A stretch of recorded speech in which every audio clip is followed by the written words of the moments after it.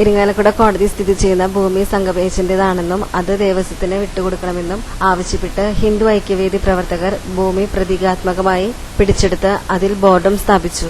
ഇരിങ്ങാലക്കുടയിലുള്ള സംഗമേശന്റെ ഭൂമികളെല്ലാം തിരിച്ചുപിടിക്കാനുള്ള പോരാട്ടത്തിൽ അണിചേരുമെന്ന് അവർ പ്രതിജ്ഞയെടുത്തു.